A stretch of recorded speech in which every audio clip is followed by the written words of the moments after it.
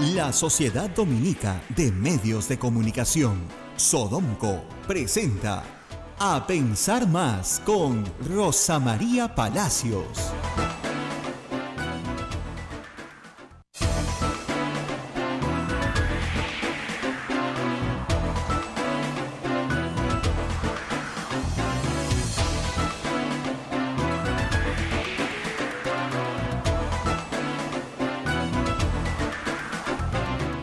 De la mañana y 1 minuto, señoras y señores, muy buenos días, bienvenidos a la red de la Sociedad Dominica de Medios de Comunicación.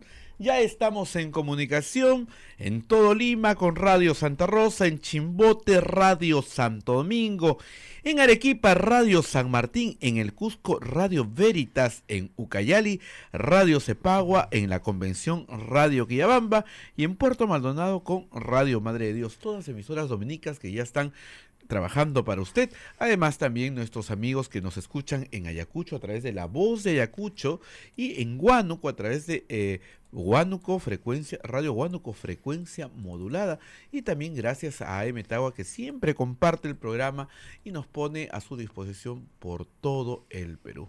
Después de un día agitado, Día de la Madre, Rosa María, ¿qué tal? ¿Cómo estás? ¿Cómo pasaste tu día? Con un poquito más de voz, creo. No está perfecta todavía, como apreciarán, pero creo que del viernes a hoy vamos mejorando, aunque el sábado lo escucharán, estuve francamente pésima, pero ahí vamos. Contrarrestando los virus del invierno. El día de la madre, tranquilo, tú sabes que yo tengo mis hijos, voy a la casa de mi suegra, es un día más. Pero muy bien, bien saludada, bien abrazada. Qué bueno, eso es bueno. Y vamos a lo nuestro, como dicen. El día sábado, un equipo de la República y un equipo de Radio Santa Rosa y el equipo del Partido Nacionalista, todos a la vez, ¿no es cierto?, grababan la entrevista que Ollanta Humala, expresidente de la República, nos dio.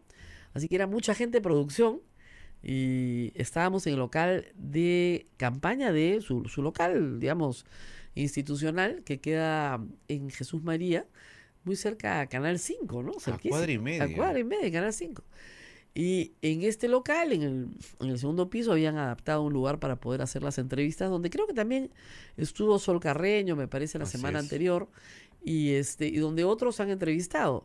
A radioprogramas sí fue Ollanta Humala, pero en este caso, igual que en el de América, nos tocó ir para allá. Así que nos habían citado a las 9 en punto y todos estuvimos ahí antes. Puntualitos, muy puntualitos. Y también, por supuesto, el expresidente, no hay que decir que no, pero como yo estaba que me ahogaba, me dijo, te invito a un café. Y no podía negarme. Ustedes saben, yo siempre le digo a mis alumnos, nunca conversen con el entrevistado antes de la entrevista, porque eso genera empatía, ¿no? Pero aquí, bueno, ya estoy vieja yo, ya tengo más años en la cancha, creo. Y era evidente que el presidente tenía, como tienen las personas que han estado mucho tiempo aisladas, ganas de hablar. No sé si tú has leído las historias a veces de personas liberadas por la FARC, que han estado muchos años o muchos meses en secuestro y hablando con muy pocas personas, tienen ganas de hablar. Y era evidente que el expresidente tenía ganas de hablar. Hablar de su situación actual, que es dramática, la verdad que sí lo es, ¿no? Yo en eso podría ser más dura, pero no me parece que una incautación de una casa particular donde reside una familia sea una medida razonable dentro de un proceso que ni siquiera tiene acusación fiscal ni nada, ¿no? Entonces, no es una medida razonable, es una medida abusiva. Incluso la prisión preventiva, siempre he dicho que es una, digamos, tan abusiva es que no se han fugado en ninguna parte, pues. O sea, si hubiera sido para, ¿no es cierto?, prevenir el peligro de fuga, los hubieran soltado y el día siguiente se fugaban, ¿no? Y siguen acá. Se fueron a su casa, claro, les quitaron su casa. Entonces hay una situación de abuso de la cual conversamos y de la cual yo he conocido, pero, digamos, nuestras coincidencias terminan ahí, ¿no? Durante muchos años yo he tenido con Ollanta Humala, candidato, batallas pues ideológicas, porque su formación era socialista y mi formación pues era liberal. Entonces no había forma de que nos pusiéramos de acuerdo. Y durante nuestra conversación, mi acusación, después lo hice en la entrevista, es, bueno, el problema es que tú nunca has confiado en nadie, ¿no? Y él me dijo, el problema, mira lo que me ha pasado por confiar. Claro, lo que pasa es que para él discriminar debe ser terrible, ¿no? es un nido de rata finalmente la política, ¿no? Entre los que sí confías y te traicionan, y en los que no confías y que debiste haber confiado porque sí eran gente decente, total, te quedas solo de todas maneras. Es terrible, la verdad. Y ahí me dijo, y después me lo dijo en la entrevista, que Nadine Heredia no tenía aspiraciones políticas. Cosa que me sorprendió, te digo, ¿ah? Pues yo pensé que sí las tenía. Pero por que lo menos parecía. parecía. Y yo le comenté que me parecía que él estaba más, digamos, entero después de esta prisión preventiva, porque finalmente, bueno, la vida del militar, pues, te pasas acuartelado meses y a veces en bases, pues, solo, ¿no? En sitios muy aislados en el Perú. Y pero él me dijo que ella estaba bien, que ella era fuerte, ¿no? Su preocupación eran sus hijos. Pero yo lo que siempre digo a los papás en estas situaciones es, mira, si tus hijos están rodeados de amor, los niños son más resilientes de lo que uno cree. Entonces, sus hijos han estado rodeados de su familia, de su abuela, de sus amigos del colegio, de gente solidaria con ellos. Ha habido gente, aunque usted no lo crea que me escucha, gente muy solidaria con ellos. Entonces, no va a haber daño permanente. Va a haber, sí, claro, una gran afectación que puede generar una enorme ansiedad, ¿no? Pero no un daño permanente, ¿no? El tema es la incertidumbre, ¿no? Para estas familias que pasan este tipo de procesos, es qué va a pasar mañana, porque cuando todo el tiempo te están cambiando las reglas del juego, la incertidumbre es enorme, ¿no? Y ahí te tienes que aferrar a las cosas que no van a cambiar, ¿no? No va a cambiar la rutina escolar, no va a cambiar, pero es difícil, es una situación bien difícil. Y claro, después ya de que afuera estaban todos hartos de esperarnos, de que el café se prolongara casi una hora. Casi una hora hemos estado hablando. Ahora, yo más o menos gimiendo, ¿no? Claro, pues gimiendo. Estabas con la voz mal. Lo que tenía era una combinación de un resfrío del que estaba saliendo con una afonía y me está dando un ataque de asma de los bravos, ¿ya? Entonces, claro, entre que tenía el inhalador en la mano y bueno, en fin, todas las pastillas que tenía encima, etcétera, no fue fácil, pero bueno, no había otro momento, pues ya estaba pactado además, no había nada que hacer. Y como sabemos los periodistas, no lo habíamos anunciado el viernes acá, porque, pucha, que los políticos te plantan, pues, ¿no? O sea, a nosotros nos había ofrecido la entrevista para el lunes que llegabas de viaje. Claro. Para ese día estaba pactada la entrevista. Ya dice que ya me iba a llamar a Estados Unidos a avisarme, pero después, con gran sabiduría, Abel y yo, que ya estamos viejos en este negocio, sabemos que hasta que no, o sea, hasta que no lo ves, no lo crees, porque te plantan, no se imaginan la cantidad de veces que me han plantado, así que hay que estar bien seguro de estas cosas. Pero normalmente te digo, con expresidentes ya cuando quedas, ¿no? Y con presidentes incluso, ¿no?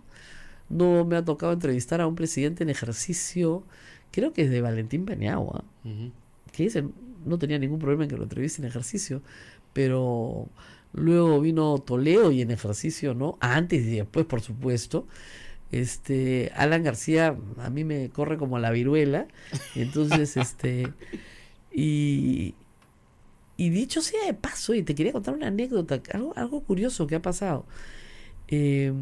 Ricardo Ghibellini, quien fuera embajador de Alan García en el Brasil, nada menos embajador político, o sea, su amigo personal nombrado embajador, se ha puesto a insultar de la nada a Pedro Cateriano, que como sabemos es una posición antagónica a Alan García, ¿no?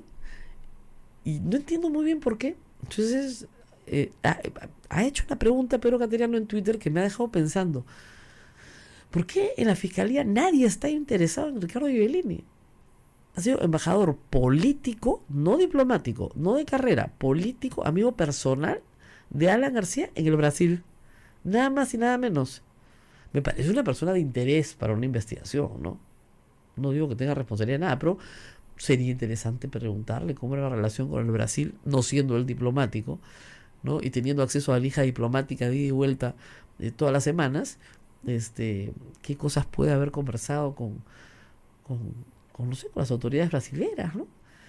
Sobre las inversiones brasileras en el Perú durante el gobierno de Alan García. Habida cuenta que, digamos, hay una banda completa, ¿no?, de amigos de Alan García o de subordinados del señor Luyo y el señor Luyo incluido, que tienen varios millones de dólares en un banco de Andorra, ¿no?, que jamás movieron además.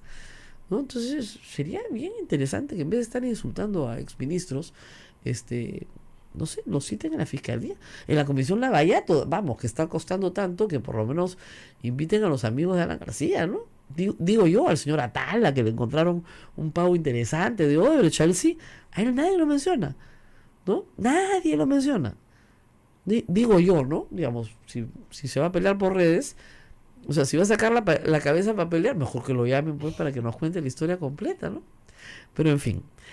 Respecto a la entrevista, Ollanta repitió lo que ha dicho siempre, ¿no? Que los fondos de campaña que recibió nunca los mezcló con sus bienes personales, ¿no? Ahora, para que quede claro, porque yo he recibido muchos tweets en falso, ¿no? El señor Humala no es dueño de 5 casas. El señor Humala es dueño única y exclusivamente de la casa que le han quitado. Nada más. Pero se le presenta como sus 5 propiedades incautadas y una flota de autos prácticamente. Sí, ¿no? eso se repite mucho en Panorama, en ATV, creo que hasta en El Comercio, ¿eh? O sea, no estoy muy segura, pero ellos son más rigurosos. Pero es evidente que hay una campaña contra él. Me queda clarísimo, ¿no? Y siempre la hubo, pero ya más allá de la noticia, ¿no? No estamos hablando de la noticia.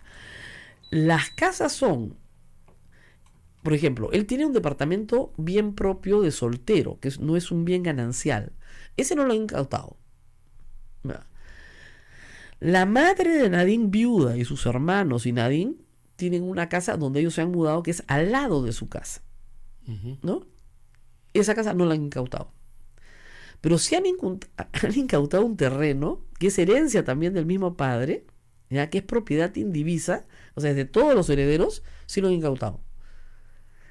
Entonces vamos a contar un poquito la historia de las casas antes de que ustedes escuchen la entrevista para que quede claro de quién es qué, ¿no?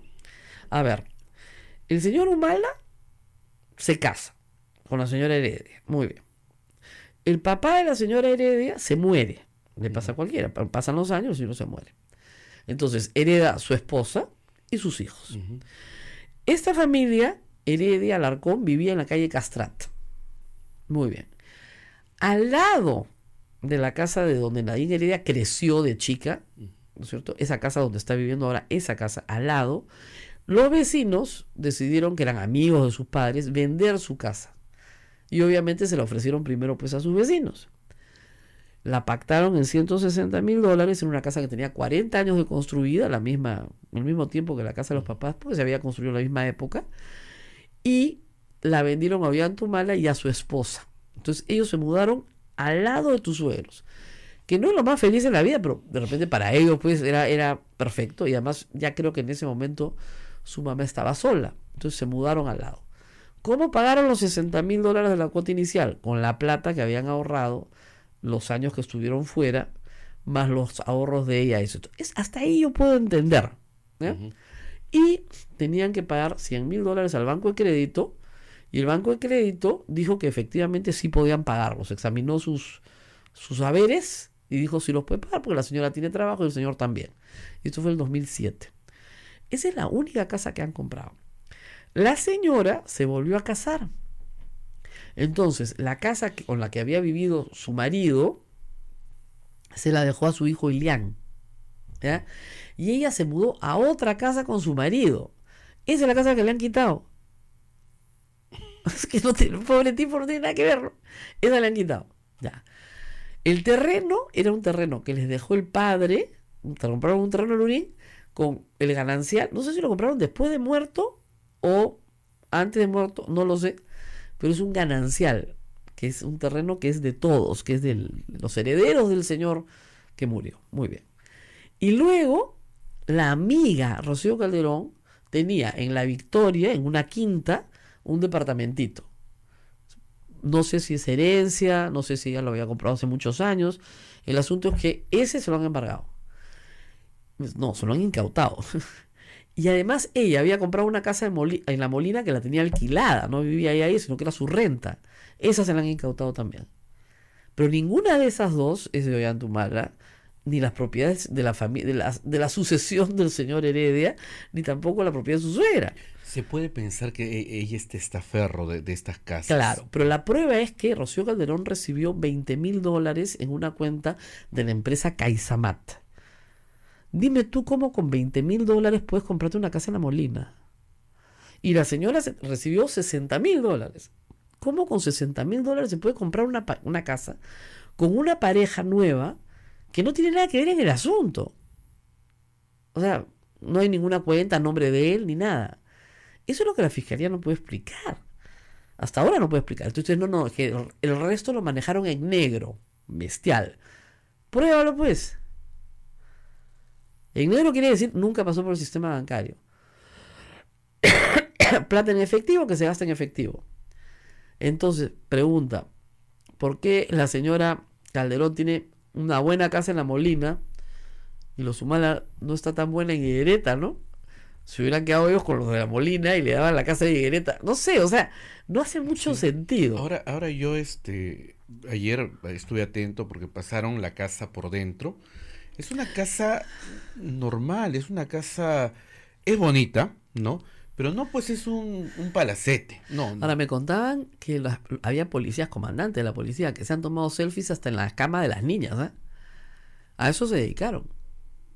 Se tomaban selfies. O sea, imagínate que se metan a tu casa, se toman selfies con tu closet, ¿no? Para después venderlas a la prensa. O sea, yo pensé en el saqueo de la casa de Leguía, ¿no? Tú sabes que Leguía, cuando cae, acá en el centro de Lima, su casa es saqueada dentro de una turba, ¿no? Y se roban hasta los calzones de las niñas, que los vendían en el mercado, como souvenirs de la casa de Leguía. Entonces, no sé, tuve esa misma imagen. Entonces, no es una cosa que tú estés dramatizando, que sean víctimas, no. O sea, que estos sujetos han sido víctimas de un abuso, sí lo han sido. Que sean inocentes. Esa es otra historia. Pero esa es una historia que tiene que ser contada en un proceso. Y hasta ahora no se inicia el proceso. Y yo sostengo que no se inicia el proceso porque tú, para señalar que el dinero de CaixaMat o el dinero de Odebrecht ha sido indebidamente recibido, que es ilícito, tienes que presumir su procedencia ilegal. Y Odebrecht en el 2011 era una empresa que tenía mala fama. Todos lo sabíamos, pero no era ilegal. Operaba en el Perú libremente, contrataba, vendía, compraba, contrataba con el Estado. Entonces, ¿qué hacemos? Ahora, Ollantumala sí dice cosas contradictorias. Por ejemplo, a mí en la entrevista me pareció, y ha sido más o menos su línea de, digamos, de discusión, ¿no? Todo el tiempo dice algo así como, yo de chiquito tenía plata. ¿Ya? Sí. Eso es absurdo, pues. Como defensa es absurdo. ¿Ya? Es absurdo. Ya, yo sé que no naciste de un huevo, ya, estamos todos de acuerdo. Pero como línea de defensa, que su esposa, cuando recién se casaron, tenía chamba en la Universidad de Lima. Eso fue pues hace muchos años. Fue en el, ¿no? 2000, 90 y tantos. Eso no tiene ninguna implicancia para ahora. ¿Ok? Entonces, esa es una línea digamos, de defensa que me parece muy, muy, muy pobre.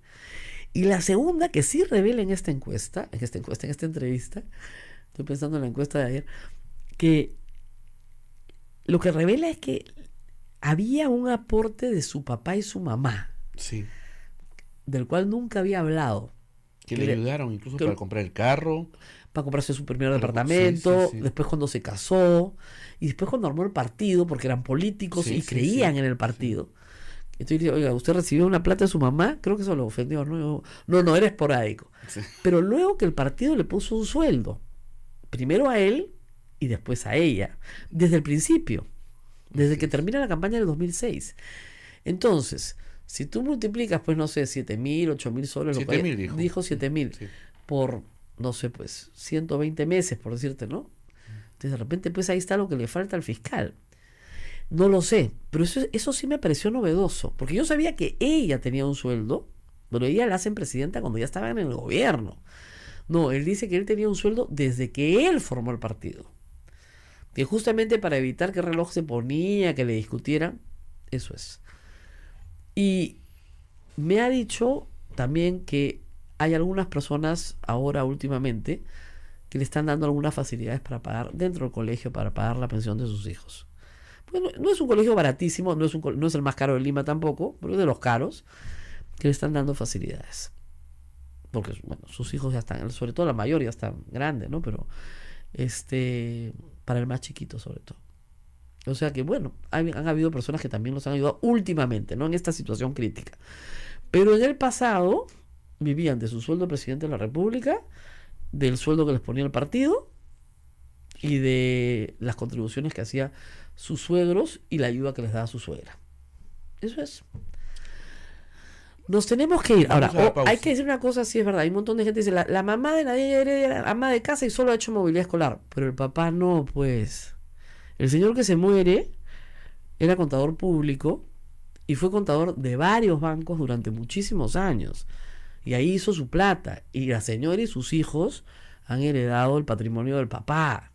No es que la señora con movilidad escolar, pues, y la señora se ha casado con otro señor que también tendrá sus bienes, pues. Entonces no explican, a propósito no se explica completo. Y lo que pasa con estos implicados es que a veces por vergüenza no quieres entrar al detalle. Pero lamentablemente si te enfrentas a monstruos de este tamaño, tienes que entrar al detalle. Les recomiendo mucho que lean cómo Alan García le explica en el libro de Pedro Cateriano a la Comisión en 1991 cómo adquiere sus bienes. Es de un detalle, sí, claro, son las cuentas de Gran Capitán, ¿ya? Pero es de un detalle, ya, no son Alan, pues. Bueno, nos vamos a la pausa y regresamos con la primera parte de la entrevista. Vamos a presentar la primera parte de la entrevista, 8:22 minutos. Sodomco, Sociedad Dominica de Medios de Comunicación. 8 de la mañana con 25 minutos, estamos a través de la red de la Sociedad Dominica de Medios de Comunicación. Estamos en comunicación con Arequipa, Radio San Martín, en Chimbote, RSD, Radio Santo Domingo, en Lima, Radio Santa Rosa, Cusco, Radio Veritas, Ucayali, Radio Cepagua, en la Convención, Radio Quillabamba, y en Puerto Maldonado, Radio Madre de Dios. También Huánuco, a través de Radio Huánuco FM, y nuestros amigos de Ayacucho a través de La Voz de Ayacucho. Rosa María. Bueno, lo que van a escuchar ustedes ahora es la primera parte de la entrevista. Es una entrevista de 1 hora y 4 minutos que vamos a pasar mañana la otra parte, pero 2 advertencias. La primera, primero escuchen, ¿no es cierto? Y después insulten. Y la segunda, yo soy responsable de las preguntas, pero no soy responsable de las respuestas. Es decir, si a usted no le gusta la respuesta de Ollantumala, no me insulte a mí, por favor. ¿Ya? Y 3, en general no insulte, ¿no? Si no quiere ser bloqueado. Porque yo anoche me he pasado... Yo el sábado en la noche anuncié la entrevista y entró un ejército de trolls a Twitter que no habían visto la entrevista y ya me estaban insultando. Porque no salía toda la entrevista. Claro, eran psychotrolls, o sea, psíquicos, tenían poderes psíquicos, ¿ya? Entonces, evidentemente los están mandando porque yo sí creo que acá hay una estrategia política, hay una guerra política en la cual los ciudadanos estamos al medio mirando y yo no soy parte de esa guerra. Algunos otros medios sí, pero yo no me interesa ser parte de esa guerra. A mí me interesa saber la verdad, igual que a usted, supongo. Entonces, de mi responsabilidad, las preguntas. Responsabilidad del entrevistado, las respuestas. Y las conclusiones son de responsabilidad de ustedes. ¿Yo qué tengo que ver con qué conclusiones sacan ustedes con lo que me dicen? Ahora, he adelantado algunas acá con Abel, pero ustedes sacarán las suyas propias. Y al final de cuentas, traten de buscar la verdad, que es lo que tratamos de hacer todos. Bueno, empecemos. Basta con que haga clic, creo, ¿no? Así es. Ya, Naila, ¿estás lista? Tac, Buenos ya. días, estamos con el presidente de la República, Ollanta Humala, expresidente de la República, en la sede del Partido Nacionalista, para realizar una entrevista que espero pueda contestar muchas de las preguntas que la audiencia tiene. Queremos saber la verdad y a eso hemos venido. Muchas gracias por recibirnos. Gracias a ti. Usted ha fijado sus prioridades, digamos, en un orden lógico: su familia, su partido, su defensa. Yo voy a invertir el orden en esta entrevista y voy a empezar por su defensa. Y vamos a tener que hablar, por lo tanto, de sus campañas. De la campaña 2006, de la campaña 2011.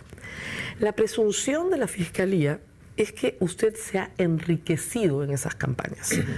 Tanto en la del 2006 como en la del 2011, pero empecemos por la del 2006. ¿Sus fondos personales se mezclaron alguna vez con los fondos del Partido Nacionalista? ¿Nunca? No. ¿No hubo la posibilidad de que usted utilizara fondos del partido para sus bienes personales, para sus asuntos personales? No, porque en realidad nuestro patrimonio, nosotros siempre hemos tenido patrimonio, somos de una clase media acomodada, tanto Nadine como yo, venía de 2 años de haber estado en Europa y en Asia como agregado militar y agregado de defensa, así que no teníamos esa necesidad. Lo que ambos dijimos, vamos a trabajar en un proyecto político, y con Nadine quedamos en que ella me iba a apoyar por un tiempo porque después quería dedicarse a su actividad profesional y familiar. Entonces lo del partido fue una cosa muy separada a lo de nuestro patrimonio. Es evidente que usted declara un patrimonio cuando entra a la presidencia, y lo había declarado antes también. Usted tenía un departamento propio de soltero, no de soltero, pero lo había adquirido cuando era soltero. Así es, que, con apoyo de mis padres. que todavía lo mantiene como una renta, porque es un departamento chiquito. Y luego usted regresa efectivamente como agregado militar, y los agregados militares tienen la posibilidad de ahorrar. Con esos ahorros y lo que tenía, ya entonces con 2 hijas, compran en el 2004 una casa. En 2007. ¿No es el 2004 que empiezan a comprar la casa? El 2006-2007 compramos la casa. Ok. Con un crédito hipotecario. Exactamente. Pagan una parte de cuota inicial, como es natural, con sus ahorros y el crédito hipotecario. Sí, la casa costó $160.000 y el crédito hipotecario fue de $100.000. Ustedes pagaron 60 y había que pagar 100. Tenían 15 años para pagarlo. Muy bien. Ya en ese entonces estaban ustedes imbuidos en el proyecto político. Usted solo tenía su pensión, que entiendo ni tocó muchas veces, y su esposa hacía consultorías, y con eso se mantenían. Lo que presume la Fiscalía es que estas consultorías fueron de favor. Es decir, en realidad no hizo los trabajos, sino personas amigas de ustedes, que les tenían cariño, etcétera, les daban una remuneración mensual para que ella pudiera vivir, a cambio de un recibo de honorarios y un pequeño informe. ¿Eso es verdad? ¿Fueron contratos de favor? No. Es más, Nadine ya trabajaba, antes de que fuéramos a Europa, antes de que nos casáramos, Nadine trabajaba con un catedrático de la Universidad de Lima, tiene publicaciones con su nombre que demuestran que no es un favor, sino su trabajo, y en ese momento ganaba más plata que yo. Evidentemente, usted era soldado. Y tenía el sueldo de militar. Así es. En cambio, ella ganaba como una consultora de la Universidad de Lima, formaba parte de un equipo de consultorías de la Universidad de Lima. Después de eso, cuando llegamos al Perú, Nadine tiene trabajos, y yo, aparte de mi pensión, a raíz de las críticas que comienzan ya a hacerme de cómo vivo, de qué vivo, uso, etcétera, decidimos por consejo de los asesores en el partido asignar una remuneración al presidente del Partido Nacionalista. O sea, tenía una remuneración como presidente del partido, entonces aparte de mi pensión de militar. Ok, entonces usted recibía una remuneración del partido. Así es, como presidente. ¿Y eso más o menos cuánto era, para tener una idea? En esa época creo que era 7.000 soles. Perfecto. Mensuales. Entonces, con lo que usted ganaba de la pensión, más su remuneración de presidente del partido, más los contratos de Nadine y los ahorros, bueno, evidentemente, los ahorros sí se pueden explicar.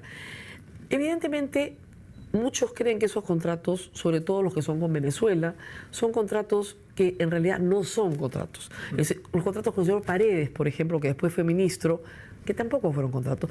No tiene nada de malo, le digo, es darle empleo a una persona, amiga. Y si no es muy, digamos, competente o no produce mucho y hay que pagarle todos los meses, tampoco es delito. ¿No pasó eso? No.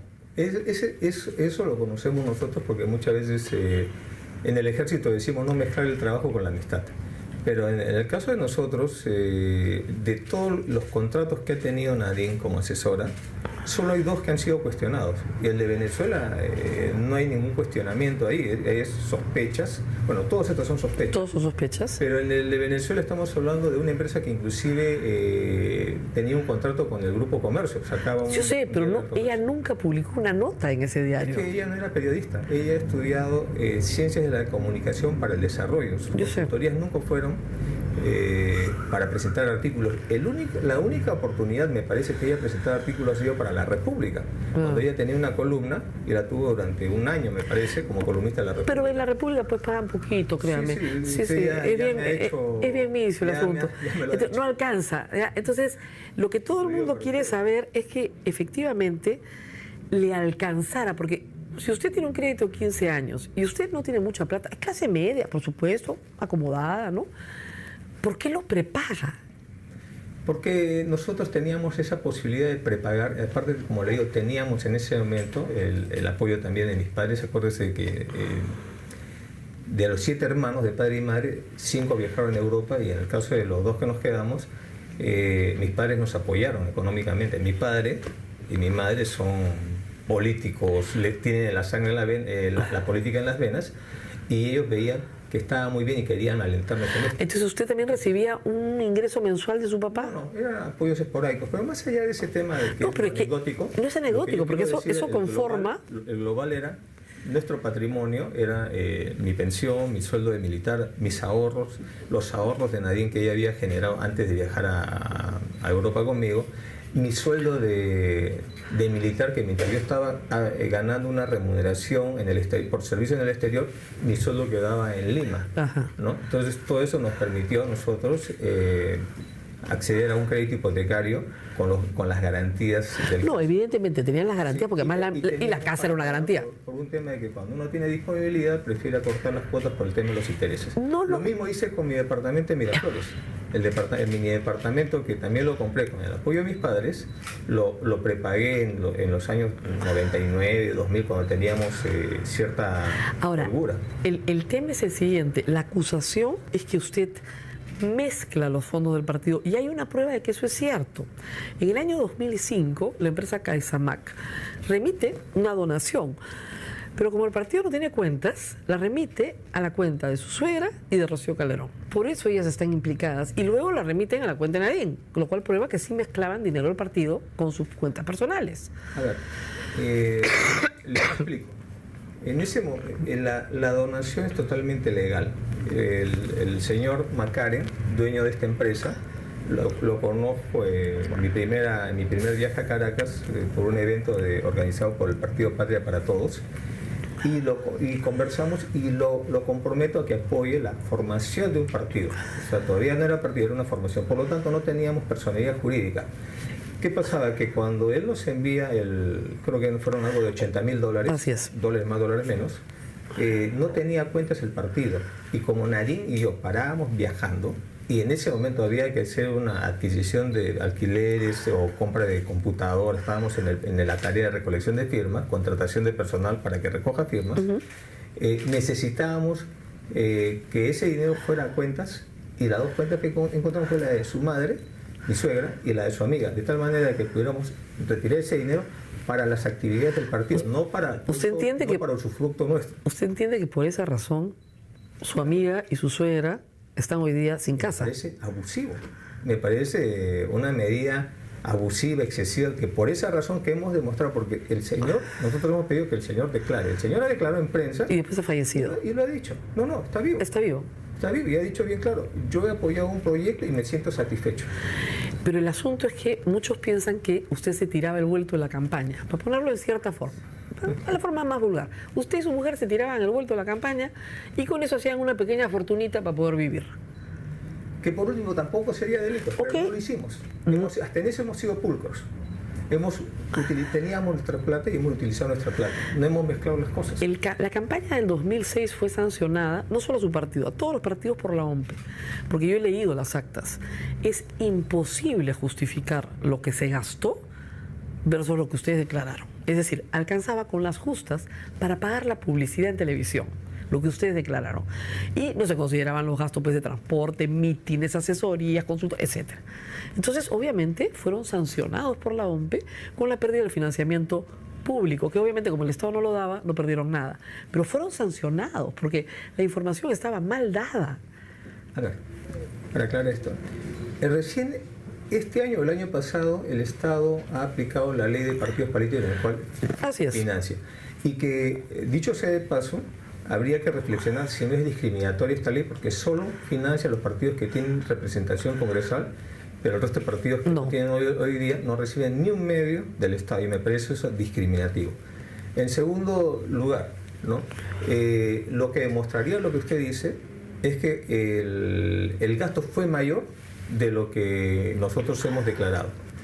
Probablemente si ha sido así, como se ha explicado a la OMP, es porque los mismos congresistas también ponían su plata y cada uno hacía su campaña, y al final todo eso también lo sumaban. Por eso también han multado al partido por propagandas indebidas de congresistas que hemos tenido que apelar. Pero más allá de todo eso, la ley de partidos políticos establece que esas son faltas administrativas, más no delitos. Estamos de acuerdo, yo lo he dicho 100 veces, pero mire, este es un tema moral. Lo que queremos saber es la verdad. Todos. Usted dice, nunca llevamos plata del partido a nuestro bolsillo, salvo el sueldo que me pusieron y salvo cuando no había partido, que sí recibimos donaciones en cuentas particulares, pero que revirtieron al partido. Lo que estoy diciendo es, esa donación que dio el señor Macaren, ¿no?, fue para la formación del partido, todavía no éramos ni siquiera partido, eso fue un año antes, y Así fue es. justamente para la adquisición de computadoras y todo lo que era movilización del personal que estaba en la tarea de recolectar. La tesis de Chávez, es decir, Hugo Chávez le manda dinero a través de este señor venezolano. $80.000 dio la campaña. Bueno, un poco. No, pero por otro lado, Pudo haberse la mandado en efectivo, ¿no? estamos hablando de una empresa privada, no del Estado venezolano. Hemos De pedido acuerdo. al Estado y tenemos el certificado de que el señor Chávez jamás fue acusado por peculado.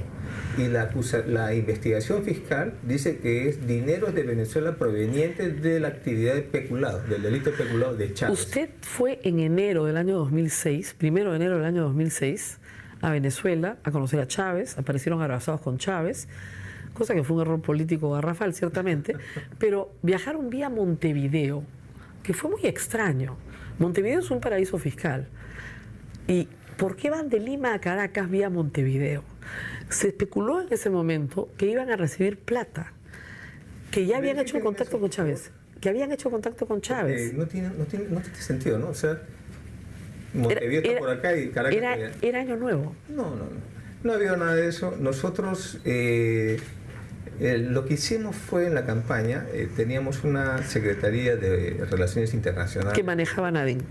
Sí, y que le dio una fortaleza tal que en gran medida se convirtió en una herramienta para promoción de la campaña, porque nos permitió como candidatos conocer a expresidentes como Kirchner, Lula, Chávez, Ortega, todo el bloque de gobiernos de izquierda progresistas, que es nuestra afinidad ideológica, ¿no? Entonces, si yo he ido a Montevideo, debe haber sido para entrevistarme con un presidente.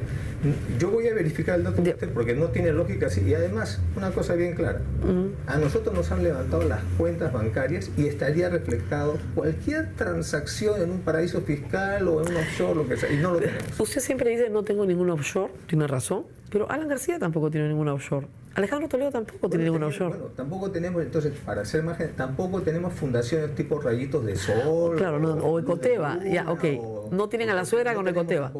Muy bien. Pero el tema es que, como usted sabe perfectamente, no se puede, digamos, formar, digamos, un patrimonio necesariamente con cuentas al nombre de uno, sino con cuentas a nombre de otro. Ahora, en su caso sería raro porque usted es muy desconfiado, ¿no? A Vladimiro Montesinos lo agarraron porque como no confiaba en nadie. No, lo agarraron por eso, porque no confiaba en nadie, pero tendría que tener, por ejemplo... Confiaba en Pinchi. Claro. ¿No? Y en Guamán y una serie de personas que le tenían todos sus credibilidades. Pero las cuentas en Suiza las tenía a su nombre, no a nombre de nadie nada más. Su hermana vive en Suiza, hay toda una investigación sobre ella también, que ella maneja dinero de ustedes, que ella ha manejado cuentas de ustedes, o dinero de ustedes, o vueltos de ustedes, o lo que ustedes dejaron cuando pasaron por París en la época en la que fue agregado militar. Hay un refrán que dice, si quieres conocer el árbol genealógico de tu familia, métete en política, ¿no? Ahí te van a decir quién es tu madre y tu padre y tus hermanos. Bueno, en el caso de mi hermana se fue a los 16 años a Suiza. Mis padres le enviaron a estudiar allá, tenían unos amigos que asumieron la tutoría de ella. Ella ha hecho su carrera, se casó allá. Ella está establecida y viene acá al Perú muy de vez en cuando. Entonces, yo no tengo ninguna relación financiera con ella. Ella tiene su propio patrimonio. ¿Nunca le he prestado plata? Ni usted a ella, ni ella a usted. No, hemos ido varias veces con mis hijos en plan familiar, etcétera. Me alojó en su casa. Con ella hemos recorrido parte de Europa. Pero no tienen ninguna relación económica. Ninguna relación económica. ¿Quién pudo haberlos mantenido? Es lo que la gente dice, del 2005 hasta el 2011. Gutiérrez, Salomón Lerner, gente que tenía plata. Y que estuvo muy cercano a ustedes. Mire, ¿Mantenían al partido o mantenían a ustedes? no, insisto, yo como militar no he ganado mucho, pero provengo de clase media acomodada y siempre he tenido, y le agradezco públicamente a mi familia, a mis padres, porque siempre nos han apoyado, sobre todo a los dos militares, más que a los que estuvieron en Europa. Entonces, y cuando nos hemos casado, Nadine ya trabajaba y ganaba más plata que yo en esa época porque hacía consultorías en la Universidad de Lima, y yo aportaba mi sueldo, y mi suegro, ¿no?, nos dio una parte de su casa para poder vivir. Entonces, siempre nos hemos mantenido nosotros. Cuando se ha construido el partido, ¿no?, evidentemente la ideología nacionalista tiene mucha potencia, y en 6 años, mejor dicho, el primer año ya nos catapultó a una situación de expectativa nacional presidencial y de gobierno, ¿no? Eso atrajo a mucha gente, ¿no?, como estas personas que usted ha mencionado, y que evidentemente tenían pues un patrimonio bastante grande, ¿no?, y fuerte.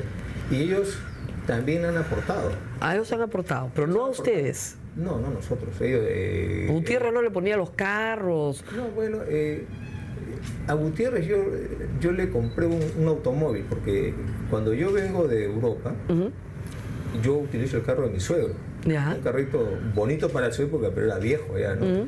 Porque no tenía la necesidad de comprarme un carro. Es más, yo venía un poco como un poco de anécdota.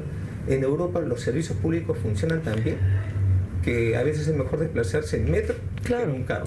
Entonces no tenía la necesidad de un carro, y el carro que me dio el papá de Nadine, con ese me he movilizado durante casi un año, ¿no? Pero cuando ya la situación del partido crece exponencialmente, ¿no?, entonces adquiero un carro de este señor, que después viene ya conoce usted toda su Entonces historia. conozco la historia, por eso le pregunto. Y prefiero no detenerme en este tipo de... Bueno, es importantísimo, pero ese es el señor que está... Lo importante es aclarar, y le agradezco porque me está ayudando a aclarar con transparencia mi patrimonio, que no tiene nada que ver con el patrimonio del partido, pero como le digo, ¿no?, todo esto son sospechas sin ninguna prueba. Lo que usted ha señalado de este tema de Uruguay, eso lo vamos a averiguar, pero lo rechazo de plano. El tema de los 3 millones de Porque Odebrecht. si hubiera habido eso, debiera haber una huella financiera, y yo la desafío a que la busque. No, yo no soy Porque gerente no hay, financiero, porque no me meto en esas cosas. de repente usted no se mete. Nadie tampoco, para adelantarme a su pregunta. Ok, porque en lo de los 3 millones de Odebrecht, ellos dicen que le entregaron a Nadine, dicen que le entregaron un departamento en Miraflores, dicen que le entregaron en Armadas. O sea, hay un montón de detalles sobre esto, y todos creemos, le digo con sinceridad, que todos recibieron. Que estos brasileños no tienen por qué mentir, porque son unos corruptos, ciertamente, pero se están jugando la vida, su libertad también, y no tendrían por qué mentir, y mentir en concierto, ¿no? Son 3 o 4 que dicen exactamente lo mismo, desde la cabeza hasta los pies. Y no es delito recibir dinero de campaña, pero sí está mal que no se diga la verdad. Entonces dígame la verdad. Bueno, la verdad se la digo, como le he reiterado siempre, nosotros no hemos recibido esos 3 millones ni directa ni indirectamente a través de mi mujer, ninguna de las dos. Lo que yo creo es que acá, efectivamente, una empresa tan grande como Odebrecht, ¿no?, y que ha durado desde el primer gobierno de Fujimori, ¿no?, a la actualidad. Desde el 79 está en el Perú. Gracias, del 79. Entonces, yo me imagino que dentro de un modelo de economía abierta y de mercado, donde muchas veces el jefe de Estado se convierte en promotor de inversiones, ¿no?, unos más, otros menos. Usted menos, ¿no? Yo menos, porque yo he promovido inversiones, pero no me he subordinado a los empresarios. Bueno, vamos a hablar de eso en la segunda parte. Pero usted niega y que estas personas que son un delirio colectivo. Lo que quiero decir, primero, es que yo entiendo que este es, por lo que veo, asumo, y por lo que mismo el señor Odebrecht dice, esta es una práctica que hacían las empresas en general. Así es. ¿No? Entonces, yo asumo que probablemente a muchos les ha dado. El problema acá es que todos los beneficios que ha ganado Odebrecht a la actualidad es la no incriminación del señor Barata a través de un acuerdo que no sé si usted lo conoce, pero yo no lo conozco. Bueno, nadie lo conoce en detalle, pero puede acceder a sus bienes, puede recoger sus 11 millones de dólares, sí, es verdad. Todo eso lo ha conseguido gracias a lo que él ha dicho sobre nosotros sin mostrar pruebas. Es con el caso que él ha conseguido, entonces Es que, con nuestro caso. Señor En presidente, teoría, un testimonio es una prueba porque además es un testimonio corroborado. A ver. Sí es prueba. ver. En un juicio oral, si estas personas ratifican lo que han dicho, están diciendo una tras otra algo que sí se puede probar. Porque, en primer lugar, la campaña del 2011 fue carísima, fue más cara que la del 2006. Fue carísima. Y de nuevo, el mismo problema. Si usted ve las cifras reportadas a la OMPE, lo que ustedes declaran con las justas alcanza para pagar la publicidad en televisión. O sea, hubo más plata. Primer problema.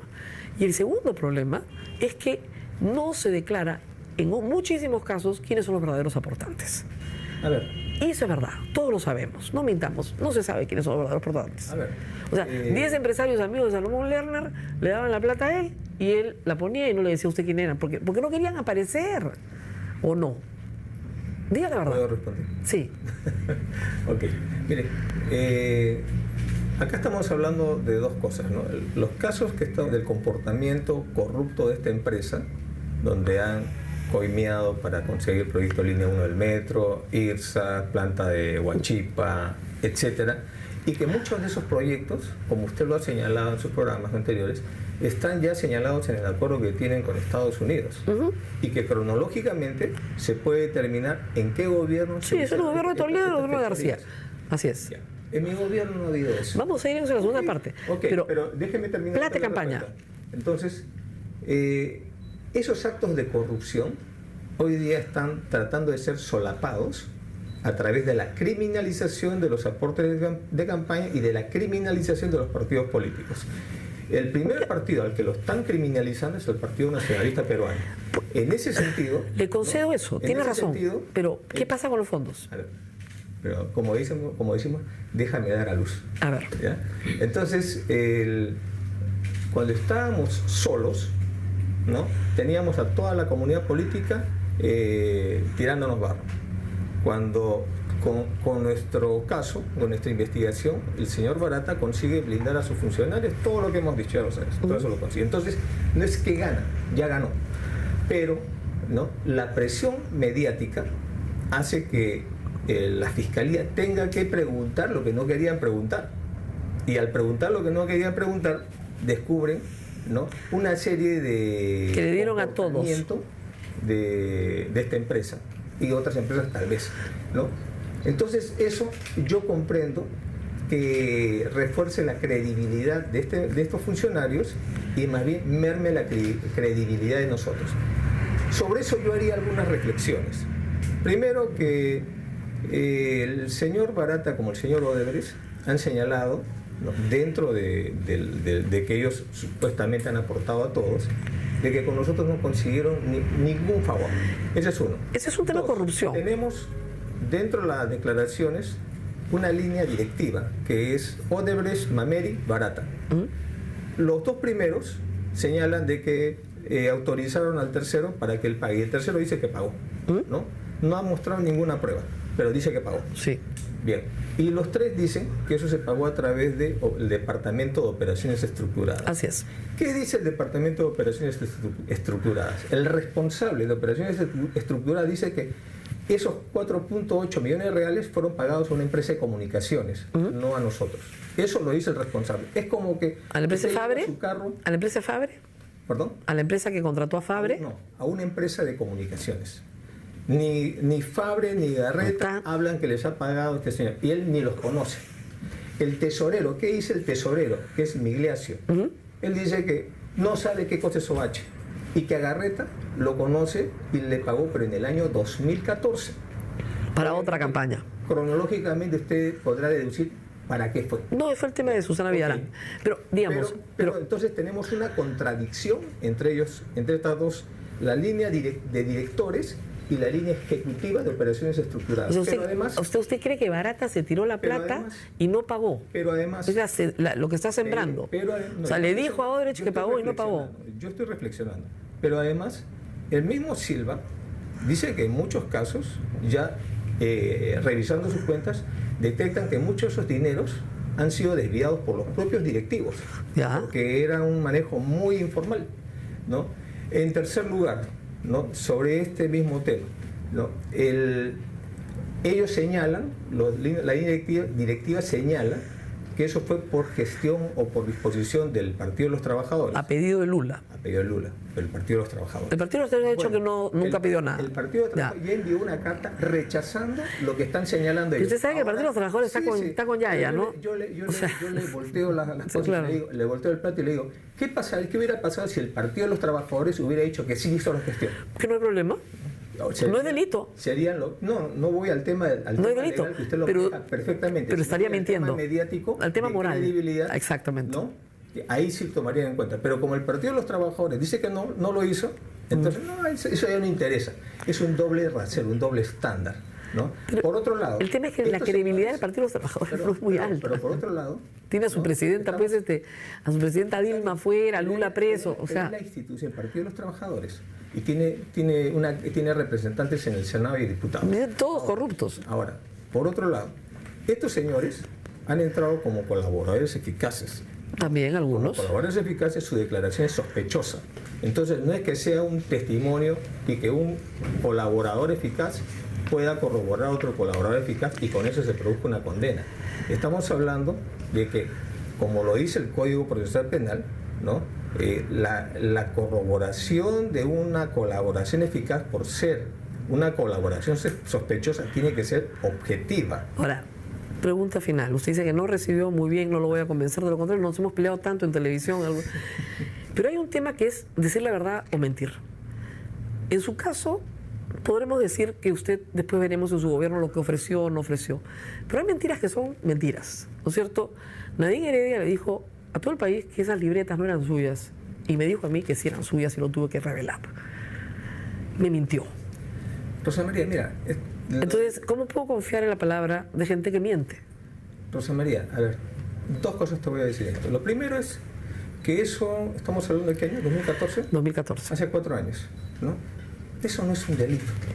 No, yo no discuto. Y yo fui la primera en decirlo. Para decirlo, ¿no? Para poner las cosas... Delito fue que se lo robara. Para sí. poner las cosas, digamos, en su lugar y en su contexto, ¿no?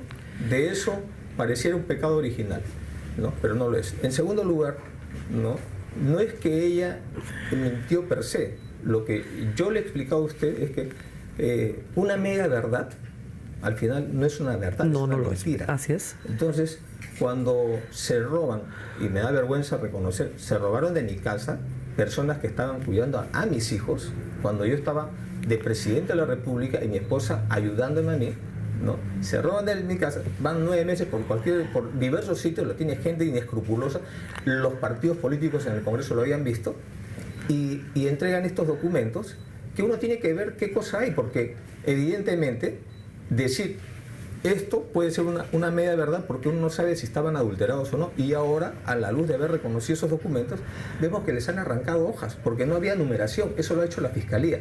Entonces, es lo mismo que la edición de un audio. Cuando usted le edita un audio, entonces ese audio ya no es una prueba real, y decir, ese es el audio mío, pues hay que saber decirlo porque es una media verdad, porque está construyendo sobre una edición de libretas y agendas donde hay de todo, desde una... Pero ella sí sabía, ella sí sabía que, yo me las he leído completas, ella sí sabía que eran de ella. Ella ha reconocido cuando ha visto el contenido, por eso yo he tenido que ser más clara. Reconozco la propiedad, pero el contenido no lo puedo reconocer porque está adulterado. Entonces... Eso mermó su credibilidad. Sí, yo no digo que no, y además... Fue un error grave en un proceso. Son errores desde el momento de haber confiado en gente, y usted siempre me ataca de que soy desconfiado. Mire, hasta en mi casa tuve un topo que se robó y otras cosas más. Tomó fotos a mi hijo, ya tomó fotos dentro de mi casa. Y la impotencia es cuando le digo a los abogados, quiero demandar a esa persona por violación a la intimidad familiar. Me dicen, no va a ganar porque el Poder Judicial está en contra de usted. No, y porque ella prescribió además. Lamentablemente la pena es muy corta. Bueno, tenemos que hacer una pausa y ahora vamos a hablar de su gobierno. Okay. Porque también tenemos que saber si se enriqueció o no en él. Volvemos. Sodomco, Sociedad Dominica de Medios de Comunicación.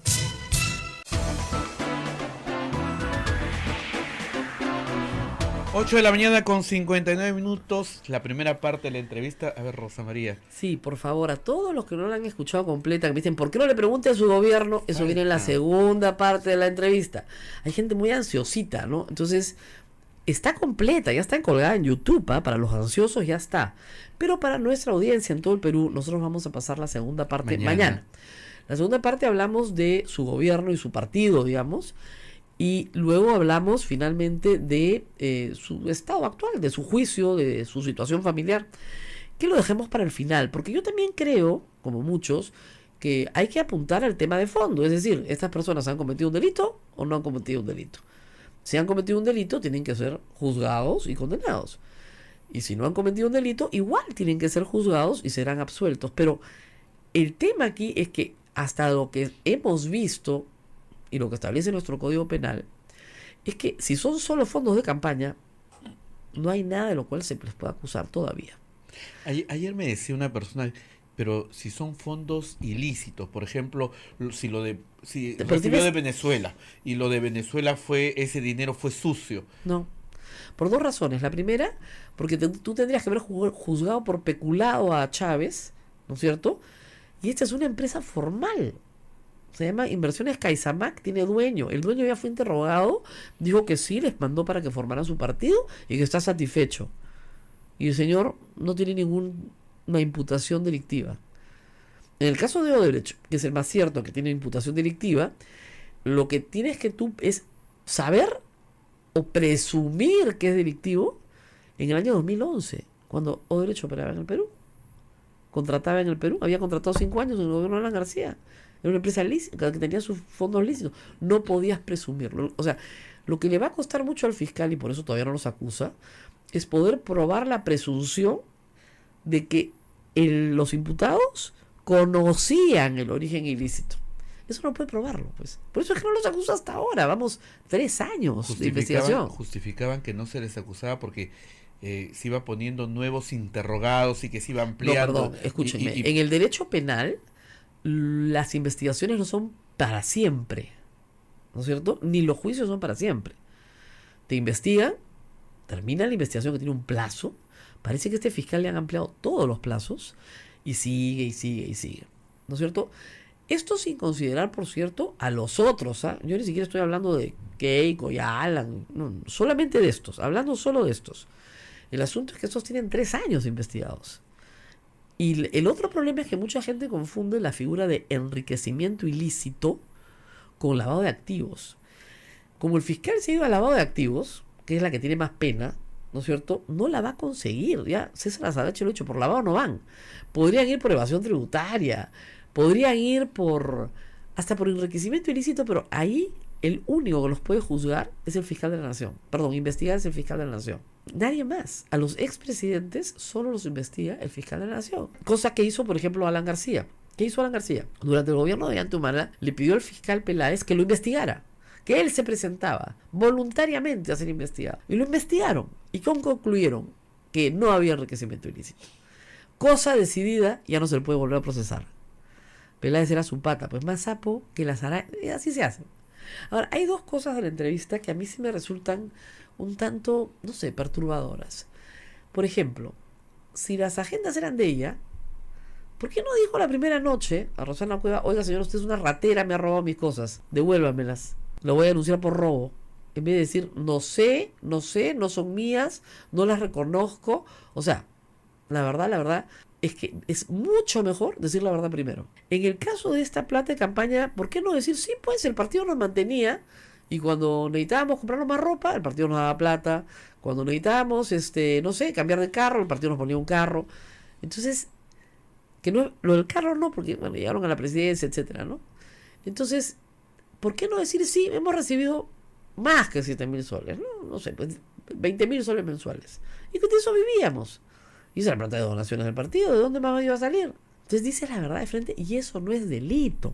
Pero mentir sí es una inmoralidad y tu prestigio se destruye. Por eso es que las encuestas salen ayer, 85% son culpables, son culpables, son culpables, son culpables. Y yo te digo, me encuentro entre el 82, 85% que cree que efectivamente han recibido dinero de Odebrecht. O sea, no es posible. Y de Venezuela. Pero eso sí está reconocido por ellos, ¿ah? De Venezuela. El de Caizamac Caizamac son $80.000. $80.000 es lo que recibieron de Venezuela. Está reconocido por ellos, eso no hay discusión.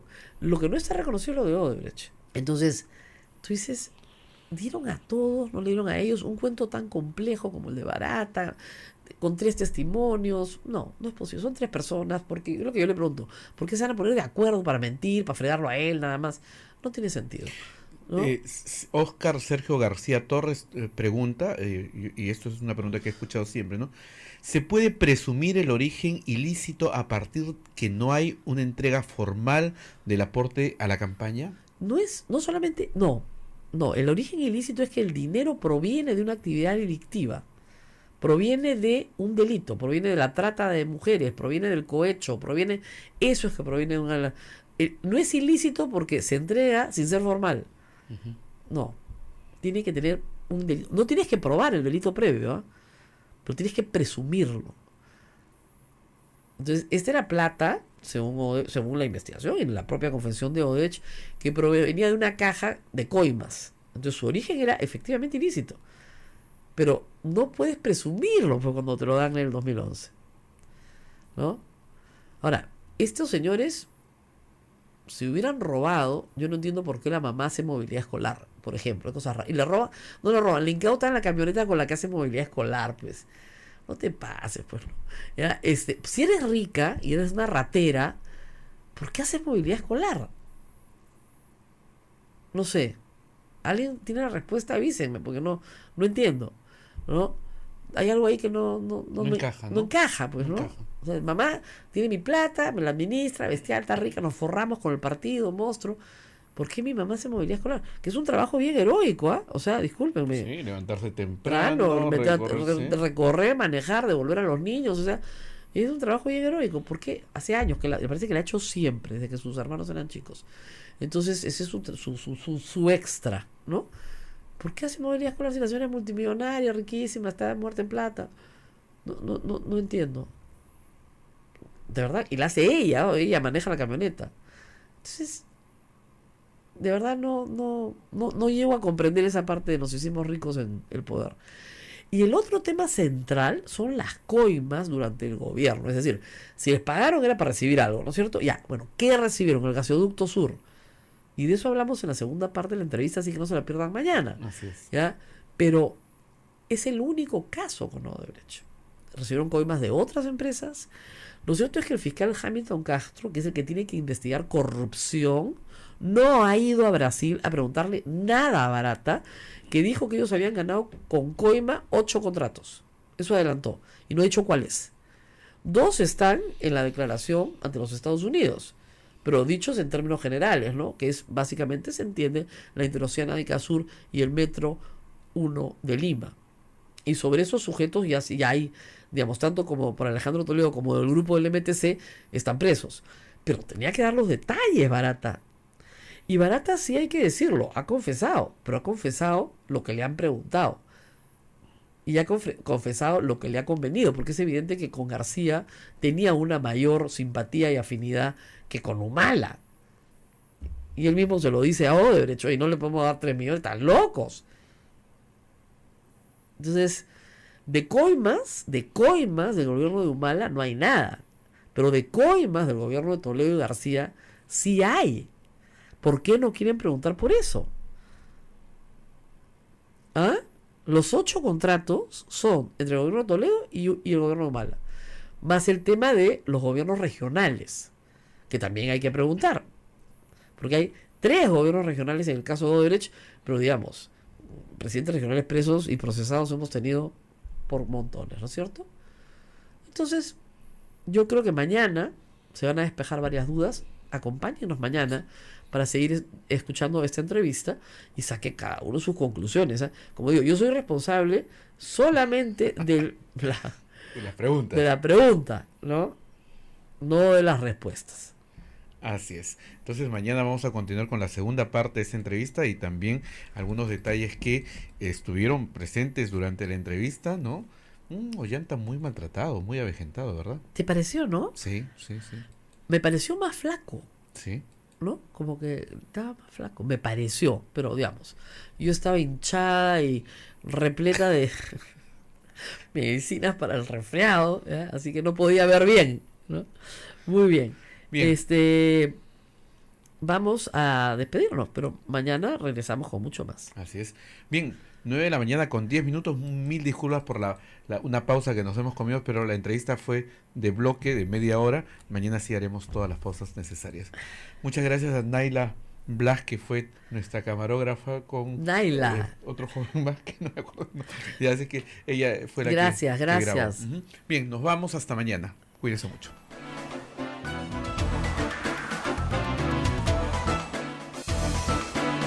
Hasta aquí, A Pensar Más con Rosa María Palacios. Este programa fue producido por la Sociedad Dominica de Medios de Comunicación, Sodomco. Vamos a trabajar en un proyecto político y con Nadine quedamos en que ella me iba a apoyar por un tiempo porque después quería dedicarse a su actividad profesional y familiar. Entonces lo del partido fue una cosa muy separada a lo de nuestro patrimonio. Es evidente que usted declara un patrimonio cuando entra a la presidencia y lo había declarado antes también. Usted tenía un departamento propio de soltero, no de soltero, pero lo había adquirido cuando era soltero. Así es. Que, con apoyo de mis padres. que todavía lo mantiene como una renta, porque es un departamento chiquito. Y luego usted regresa efectivamente como agregado militar y los agregados militares tienen la posibilidad de ahorrar. Con esos ahorros y lo que tenía, ya entonces con 2 hijas, compran en el 2004 una casa. En 2007. ¿No es el 2004 que empiezan a comprar la casa? El 2006-2007 compramos la casa. Ok. Con un crédito hipotecario. Exactamente. Pagan una parte de cuota inicial, como es natural, con sus ahorros y el crédito hipotecario. Sí, la casa costó $160.000 y el crédito hipotecario fue de $100.000. Ustedes pagaron 60 y había que pagar 100. Tenían 15 años para pagarlo. Muy bien. Ya en ese entonces estaban ustedes imbuidos en el proyecto político. Usted solo tenía su pensión, que entiendo ni tocó muchas veces, y su esposa hacía consultorías. Y con eso se mantenían. Lo que presume la Fiscalía es que estas consultorías fueron de favor.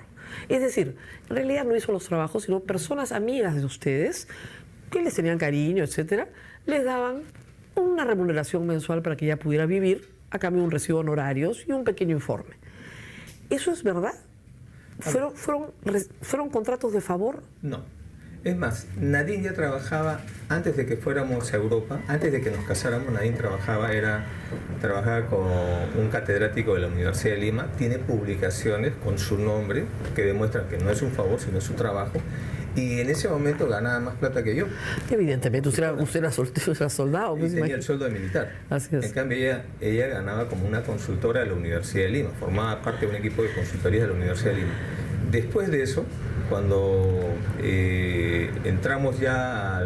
llegamos al Perú, Nadine tiene trabajos y yo, aparte de mi pensión, a raíz de las críticas que comienzan ya a hacerme de cómo vivo, de qué vivo, uso, etcétera, decidimos por consejo de los asesores en el partido asignar una remuneración al presidente del Partido Nacionalista. O sea, tenía una remuneración como presidente del partido, entonces aparte de mi pensión de militar. Ok, entonces usted recibía una remuneración del partido. Así es, como presidente. ¿Y eso más o menos cuánto era, para tener una idea? En esa época creo que era 7.000 soles. Perfecto. Mensuales. Entonces, con lo que usted ganaba de la pensión, más su remuneración de presidente del partido, más los contratos de Nadine y los ahorros, bueno, evidentemente, los ahorros sí se pueden explicar. Evidentemente, muchos creen que esos contratos, sobre todo los que son con Venezuela, son contratos que en realidad no son contratos. Los contratos con el señor Paredes, por ejemplo, que después fue ministro, que tampoco fueron contratos. No tiene nada de malo, le digo, es darle empleo a una persona, amiga. Y si no es muy, digamos, competente o no produce mucho y hay que pagarle todos los meses, tampoco es delito. ¿No pasó eso? No. Eso lo conocemos nosotros porque muchas veces en el ejército decimos no mezclar el trabajo con la amistad. Pero en el caso de nosotros, de todos los contratos que ha tenido Nadine como asesora, solo hay 2 que han sido cuestionados. Y el de Venezuela no hay ningún cuestionamiento ahí, es sospechas. Bueno, todos estos son sospechas. Todos son sospechas. Pero en el de Venezuela estamos hablando de una empresa que inclusive tenía un contrato con el Grupo Comercio. Yo sé, pero ella nunca publicó una nota en ese diario. Es que ella no era periodista, ella ha estudiado Ciencias de la Comunicación para el Desarrollo. Sus consultorías nunca fueron para presentar artículos. La única oportunidad, me parece, que ella presentar artículos ha sido para La República, cuando ella tenía una columna y la tuvo durante un año, me parece, como columnista de La República. Pero en La República pues pagan poquito, créanme. Sí, es bien misio el asunto. Entonces, no alcanza. ¿Ya? Entonces, lo que todo el mundo quiere saber es que efectivamente le alcanzara, porque si usted tiene un crédito de 15 años y usted no tiene mucha plata, es clase media, por supuesto, acomodada, ¿no? ¿Por qué lo prepaga? Porque nosotros teníamos esa posibilidad de prepagar, aparte, como le digo, teníamos en ese momento el apoyo también de mis padres. Acuérdese que de los 7 hermanos de padre y madre, 5 viajaron a Europa, y en el caso de los 2 que nos quedamos, mis padres nos apoyaron económicamente. Mi padre y mi madre son políticos, tienen la sangre la política en las venas, y ellos veían que estaba muy bien y querían alentarnos en esto. Entonces, ¿usted también recibía un ingreso mensual de su papá? No, eran apoyos esporádicos, pero más allá de ese tema de que no, pero es anecdótico, no es anecdótico, porque eso conforma... El global era, nuestro patrimonio era mi pensión, mi sueldo de militar, mis ahorros, los ahorros de Nadine que ella había generado antes de viajar a Europa conmigo, mi sueldo de militar, que mientras yo estaba ganando una remuneración en el por servicio en el exterior, mi sueldo quedaba en Lima, ¿no? Entonces todo eso nos permitió a nosotros acceder a un crédito hipotecario con las garantías del... No, evidentemente tenían las garantías, Sí, porque además la casa era una garantía. Por un tema de que cuando uno tiene disponibilidad prefiere acortar las cuotas por el tema de los intereses. Lo mismo hice con mi departamento en Miraflores.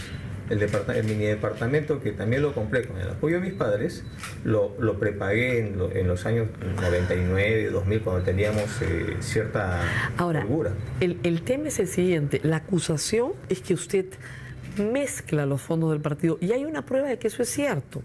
En el año 2005, la empresa CaixaMac remite una donación, pero como el partido no tiene cuentas, la remite a la cuenta de su suegra y de Rocío Calderón. Por eso ellas están implicadas, y luego la remiten a la cuenta de Nadine, con lo cual prueba que sí mezclaban dinero del partido con sus cuentas personales. A ver, les explico.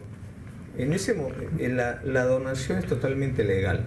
El señor Macaren, dueño de esta empresa, lo conozco en mi primer viaje a Caracas por un evento organizado por el Partido Patria para Todos, y conversamos, y lo comprometo a que apoye la formación de un partido. O sea, todavía no era partido, era una formación, por lo tanto no teníamos personalidad jurídica. ¿Qué pasaba? Que cuando él nos envía creo que fueron algo de $80,000, así es, dólares más, dólares menos, no tenía cuentas el partido, y como Nadine y yo parábamos viajando, y en ese momento había que hacer una adquisición de alquileres o compra de computadoras, estábamos en la tarea de recolección de firmas, contratación de personal para que recoja firmas, necesitábamos que ese dinero fuera a cuentas, y las 2 cuentas que encontramos fue la de su madre, mi suegra, y la de su amiga, de tal manera que pudiéramos retirar ese dinero para las actividades del partido, no para el usufructo nuestro. ¿Usted entiende que por esa razón su amiga y su suegra están hoy día sin casa? Me parece abusivo, me parece una medida abusiva, excesiva, que por esa razón que hemos demostrado, porque el señor, nosotros hemos pedido que el señor declare, el señor ha declarado en prensa y después ha fallecido, y lo ha dicho, no, está vivo. Está vivo. Está vivo, y ha dicho bien claro, yo he apoyado un proyecto y me siento satisfecho. Pero el asunto es que muchos piensan que usted se tiraba el vuelto de la campaña, para ponerlo de cierta forma, de la forma más vulgar. Usted y su mujer se tiraban el vuelto de la campaña, y con eso hacían una pequeña fortunita para poder vivir. Que por último tampoco sería delito, pero no lo hicimos. Hasta en eso hemos sido pulcros. Teníamos nuestra plata y hemos utilizado nuestra plata. No hemos mezclado las cosas. La campaña del 2006 fue sancionada, no solo a su partido, a todos los partidos por la OMP, porque yo he leído las actas. Es imposible justificar que estos sujetos han sido víctimas de un abuso, sí lo han sido. Que sean inocentes, esa es otra historia. Pero esa es una historia que tiene que ser contada en un proceso.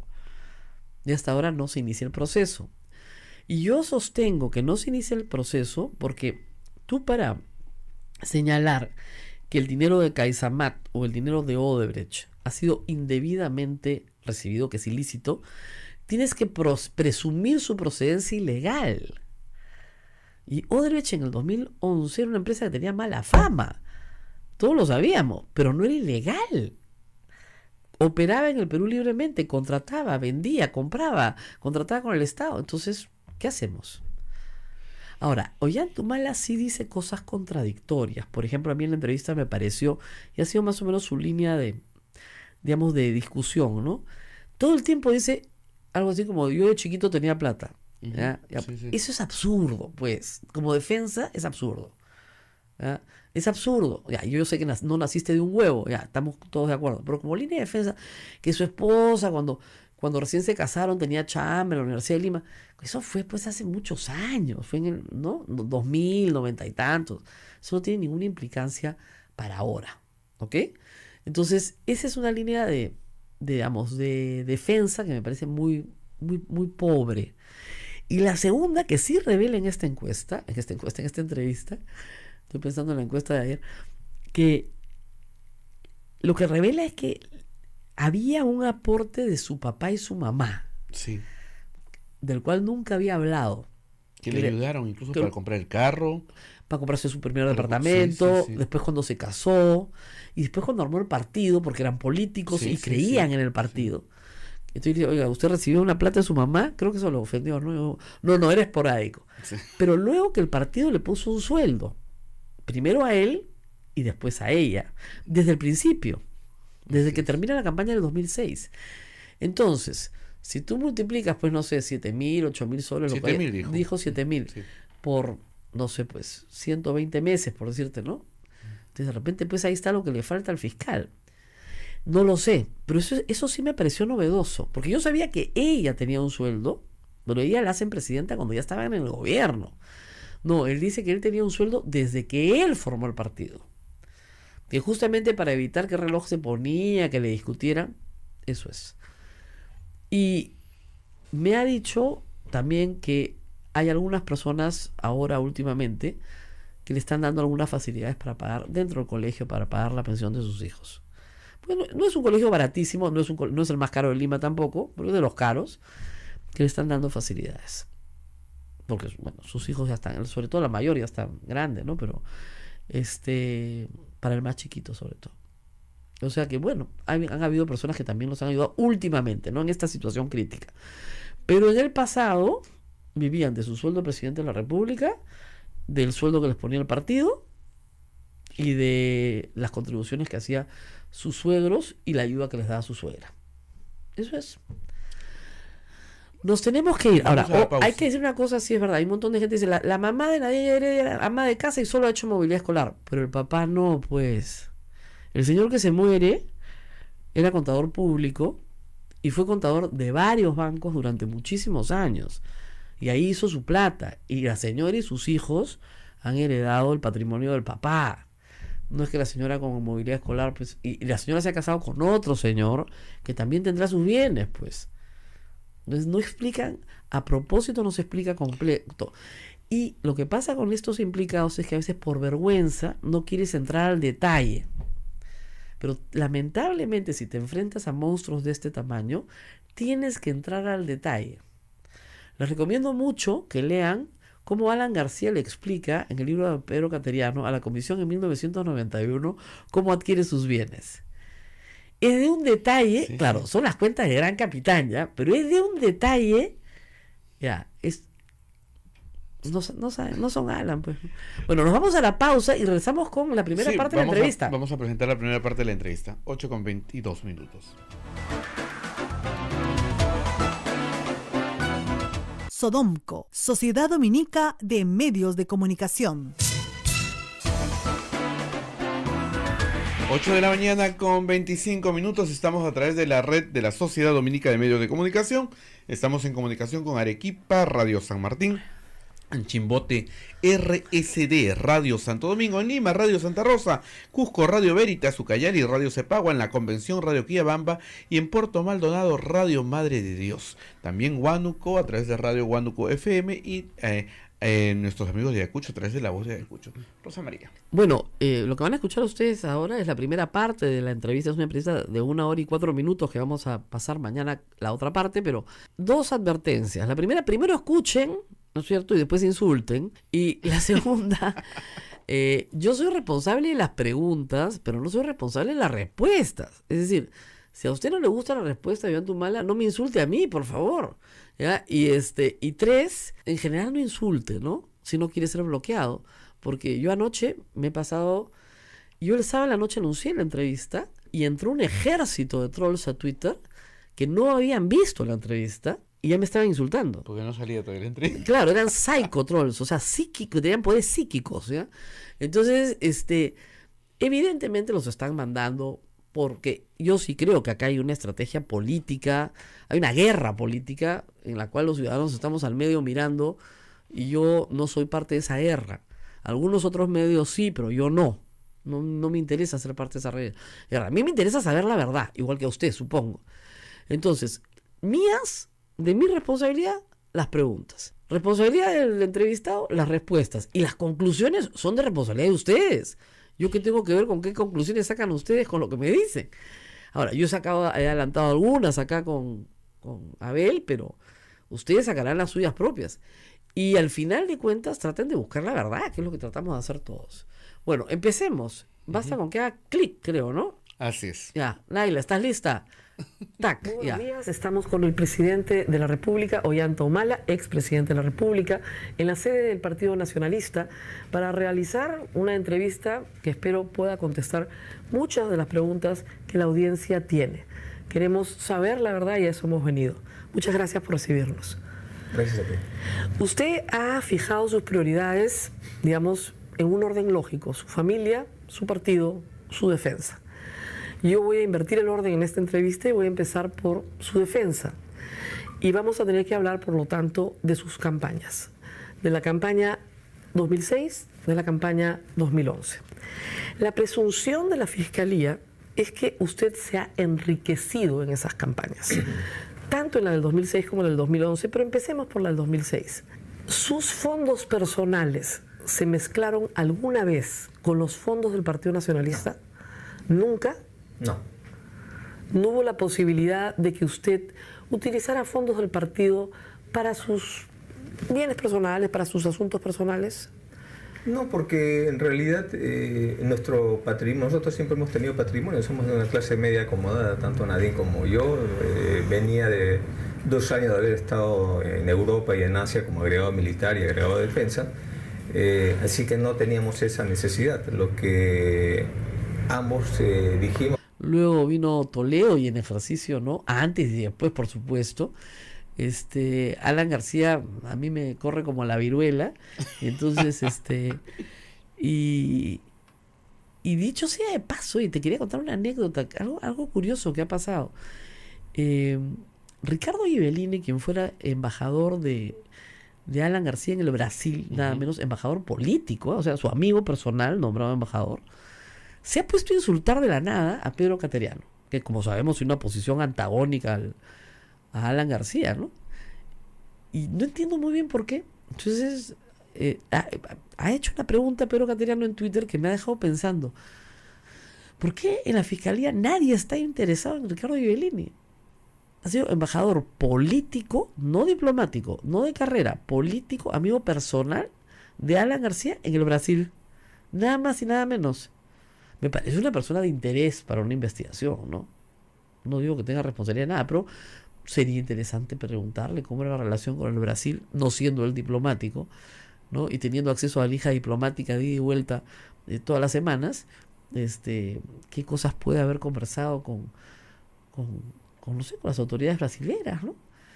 Sobre las inversiones brasileras en el Perú durante el gobierno de Alan García. Habida cuenta que, digamos, hay una banda completa, ¿no?, de amigos de Alan García o de subordinados del señor Luyo y el señor Luyo incluido, que tienen varios millones de dólares en un banco de Andorra, ¿no?, que jamás movieron además, ¿no? Entonces sería bien interesante que en vez de estar insultando a exministros, no sé, lo citen en la Fiscalía, en la Comisión Lavallato, vamos, que está costando tanto que por lo menos inviten a los amigos de Alan García, ¿no? Digo yo, al señor Atala, que le encontraron un pago interesante de Odebrecht, Chelsea, a él nadie lo menciona, ¿no? Nadie lo menciona.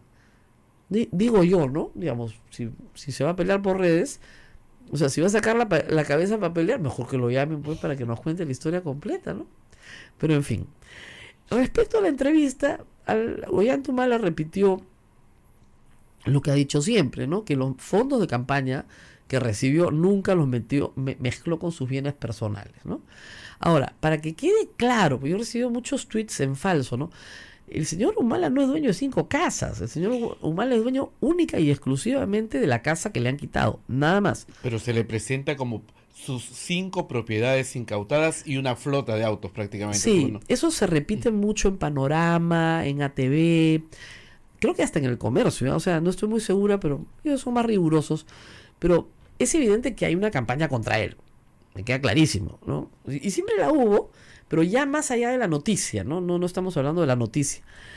Las casas son, por ejemplo, él tiene un departamento bien propio de soltero, que no es un bien ganancial. Ese no lo han incautado.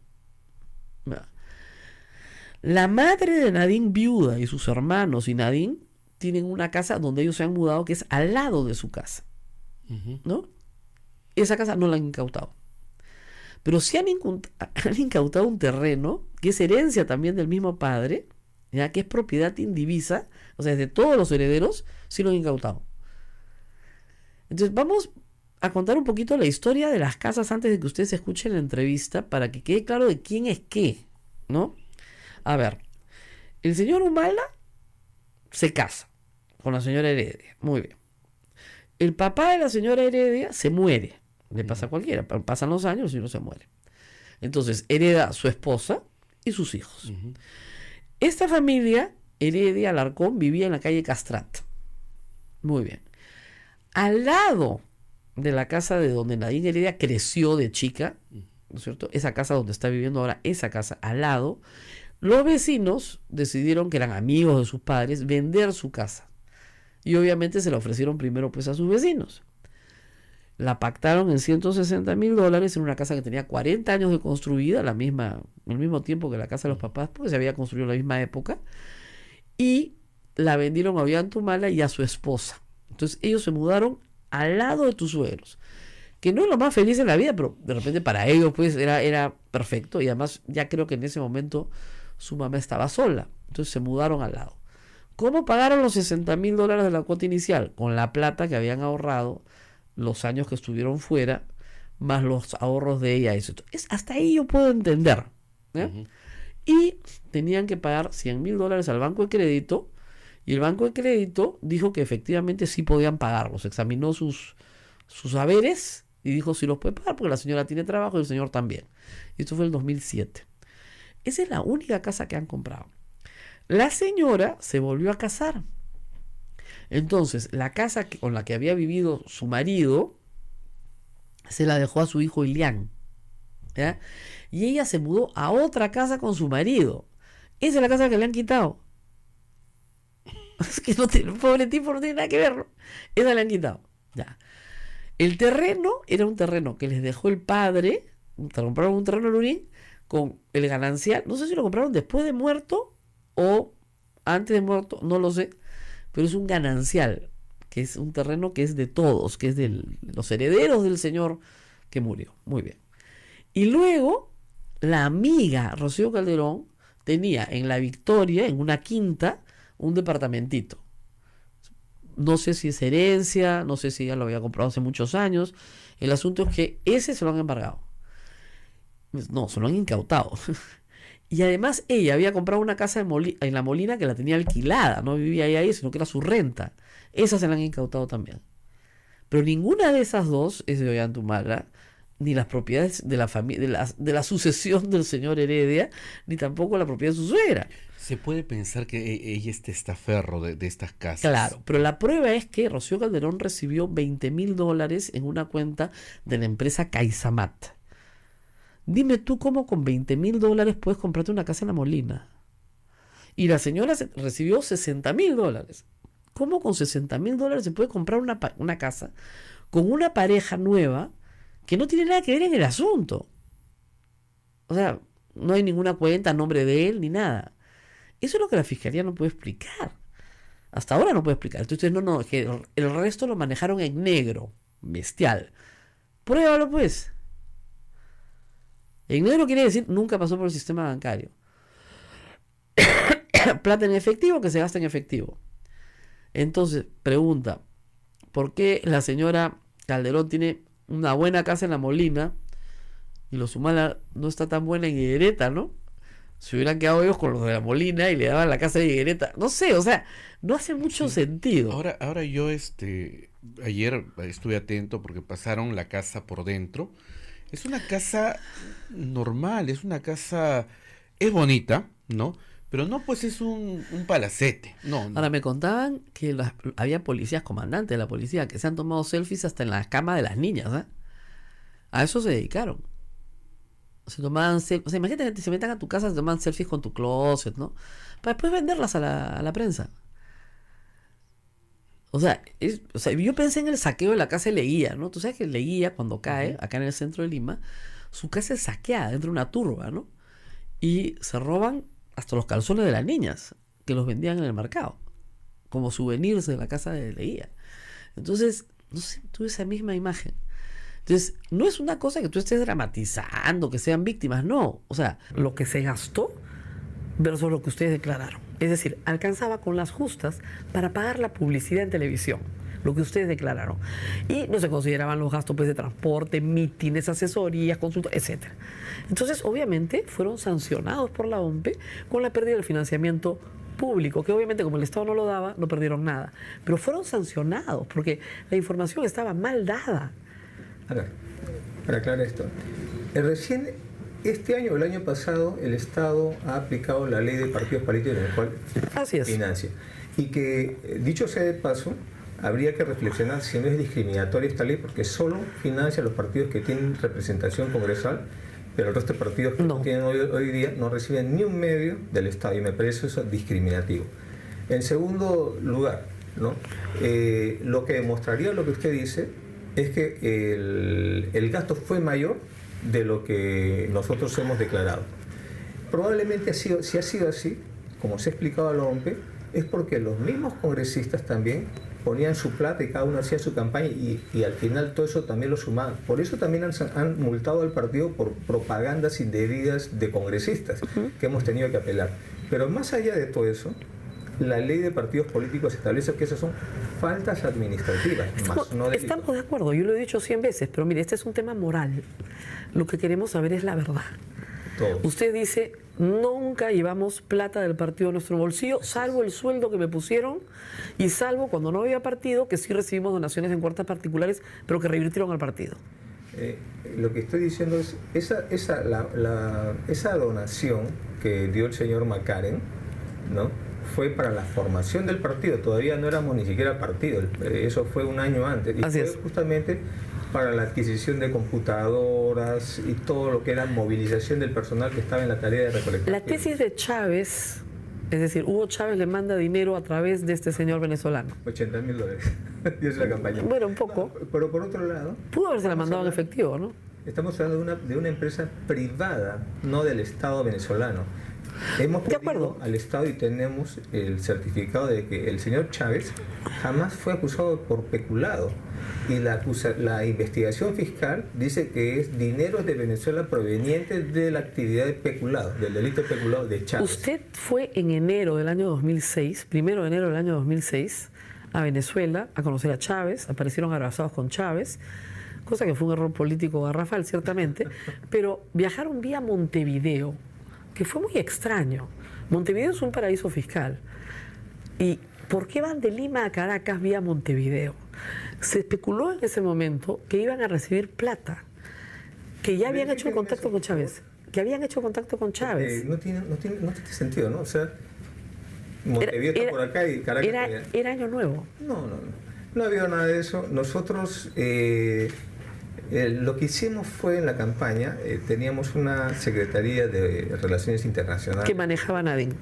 Sí, y que le dio una fortaleza tal que en gran medida se convirtió en una herramienta para promoción de la campaña porque nos permitió como candidatos conocer a expresidentes como Kirchner, Lula, Chávez, Ortega, todo el bloque de gobiernos de izquierda progresistas, que es nuestra afinidad ideológica, ¿no? Entonces, si yo he ido a Montevideo, debe haber sido para entrevistarme con un presidente.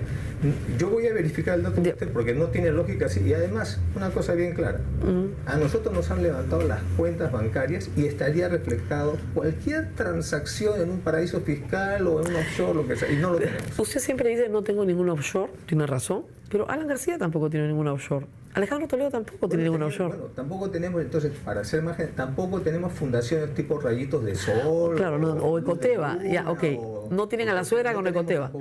Muy bien. Pero el tema es que, como usted sabe perfectamente, no se puede, digamos, formar, digamos, un patrimonio necesariamente con cuentas al nombre de uno, sino con cuentas a nombre de otro. Ahora, en su caso sería raro porque usted es muy desconfiado, ¿no? A Vladimiro Montesinos lo agarraron porque como no confiaba en nadie. No, lo agarraron por eso, porque no confiaba en nadie, pero tendría que tener, por ejemplo... Confiaba en Pinchi Pinchi. Claro. ¿No? Y en Guamán y una serie de personas que le tenían todos sus credibilidades. Pero las cuentas en Suiza las tenía a su nombre, no a nombre de nadie nada más. Yo no tengo cuentas. Su hermana vive en Suiza, hay toda una investigación sobre ella también, que ella maneja dinero de ustedes, que ella ha manejado cuentas de ustedes, o dinero de ustedes, o vueltos de ustedes, o lo que ustedes dejaron cuando pasaron por París en la época en la que fue agregado militar. Hay un refrán que dice, si quieres conocer el árbol genealógico de tu familia, métete en política, ¿no? Ahí te van a decir quién es tu madre y tu padre y tus hermanos. Bueno, en el caso de mi hermana se fue a los 16 años a Suiza. Mis padres le enviaron a estudiar allá, tenían unos amigos que asumieron la tutoría de ella. Ella ha hecho su carrera, se casó allá. Ella está establecida y viene acá al Perú muy de vez en cuando. Entonces, yo no tengo ninguna relación financiera con ella. Ella tiene su propio patrimonio. ¿Nunca le he prestado plata? Ni usted a ella, ni ella a usted. No, hemos ido varias veces con mis hijos en plan familiar, etcétera. Me he alojado en su casa. Con ella hemos recorrido parte de Europa. Pero no tienen ninguna relación económica. Ninguna relación económica. ¿Quién pudo haberlos mantenido? Es lo que la gente dice, del 2005 hasta el 2011. Gutiérrez, Salomón Lerner, gente que tenía plata y que estuvo muy cercano a ustedes. Mire, ¿mantenían al partido o mantenían a ustedes? No, insisto, yo como militar no he ganado mucho, pero provengo de clase media acomodada y siempre he tenido, y le agradezco públicamente a mi familia, a mis padres, porque siempre nos han apoyado, sobre todo a los dos militares, más que a los que estuvieron en Europa. Entonces, y cuando nos hemos casado, Nadine ya trabajaba y ganaba más plata que yo en esa época porque hacía consultorías en la Universidad de Lima, y yo aportaba mi sueldo, y mi suegro, ¿no?, nos dio una parte de su casa para poder vivir. Entonces, siempre nos hemos mantenido nosotros.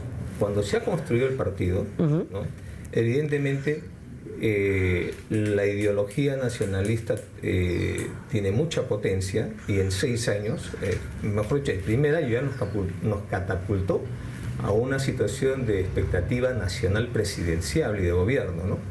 Eso atrajo a mucha gente, ¿no?, como estas personas que usted ha mencionado, y que evidentemente tenían pues un patrimonio bastante grande, ¿no?, y fuerte.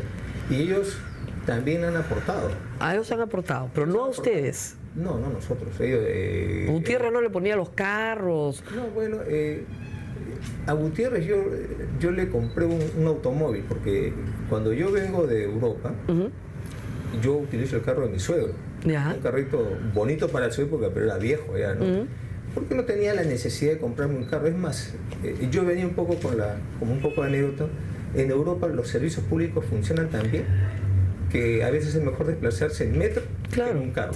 Entonces no tenía la necesidad de un carro, y el carro que me dio el papá de Nadine, con ese me he movilizado durante casi un año, ¿no?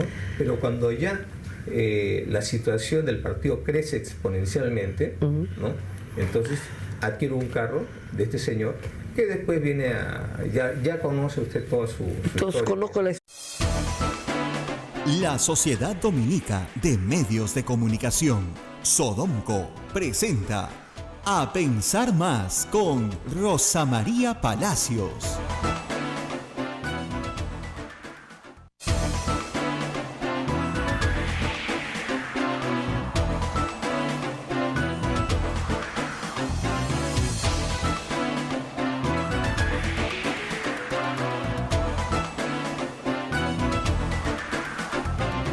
8 de la mañana y 1 minuto, señoras y señores, muy buenos días, bienvenidos a la red de la Sociedad Dominica de Medios de Comunicación.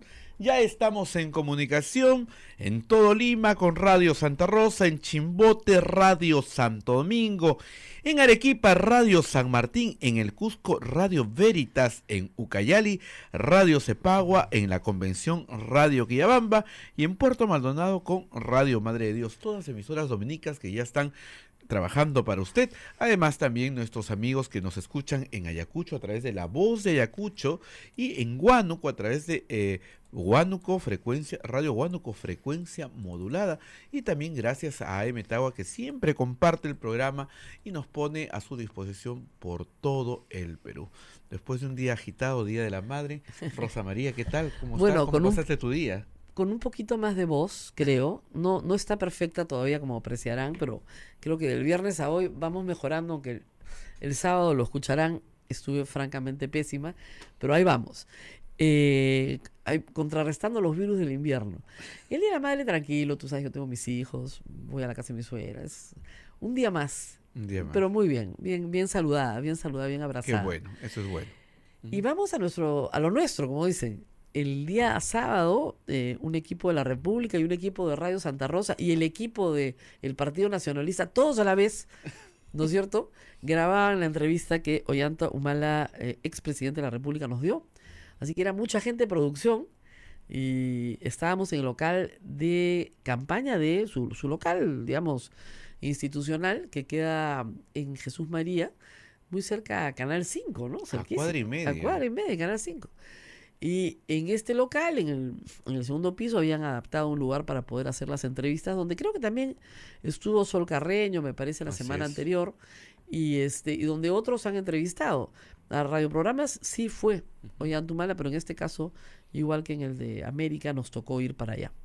Así que nos habían citado a las 9 en punto y todos estuvimos ahí antes. Puntualitos, ¿eh? Muy puntualitos. Y también, por supuesto, el expresidente, no hay que decir que no, pero como yo estaba que mi abogado me dijo, te invito a un café, y no podía negarme. Ustedes saben, yo siempre le digo a mis alumnos, nunca conversen con el entrevistado antes de la entrevista, porque eso genera empatía, ¿no?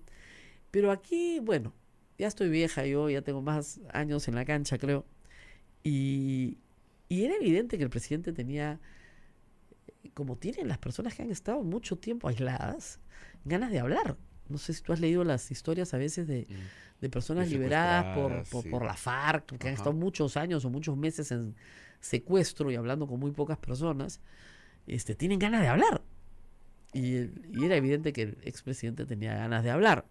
Hablar de su situación actual, que es dramática, la verdad que sí lo es, ¿no? Yo en eso podría ser más dura, pero no me parece que una incautación de una casa particular donde reside una familia sea una medida razonable dentro de un proceso que ni siquiera tiene acusación fiscal ni nada, ¿no? Entonces, no es una medida razonable, es una medida abusiva. Incluso la prisión preventiva, siempre he dicho que es una,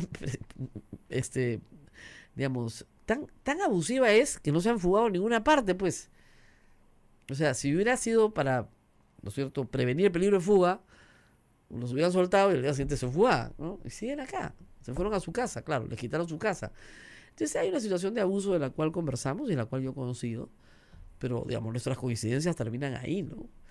Durante muchos años yo he tenido con Ollanta Humala, candidato, batallas pues ideológicas, porque su formación era socialista y mi formación pues era liberal. Entonces no había forma de que nos pusiéramos de acuerdo. Y durante nuestra conversación, mi acusación, después lo hice en la entrevista, es, bueno, el problema es que tú nunca has confiado en nadie, ¿no? Y él me dijo, el problema, mira lo que me ha pasado por confiar. Claro, lo que pasa es que para él discriminar debe ser terrible, ¿no? Es un nido a rata finalmente la política, ¿no? Entre los que sí confías y te traicionan, y en los que no confías y que debiste haber confiado porque sí eran gente decente, total, te quedas solo de todas maneras. Es terrible, la verdad.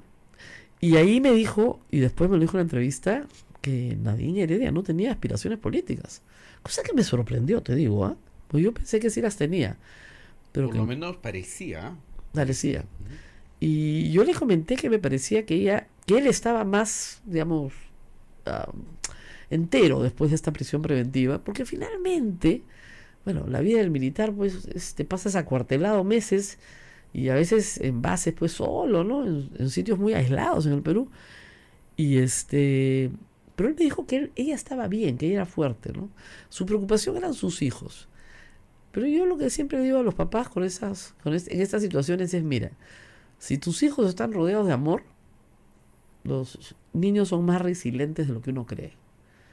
Entonces, sus hijos han estado rodeados de su familia, de su abuela, de sus amigos del colegio, de gente solidaria con ellos. Ha habido gente, aunque usted no lo crea que me escucha, gente muy solidaria con ellos.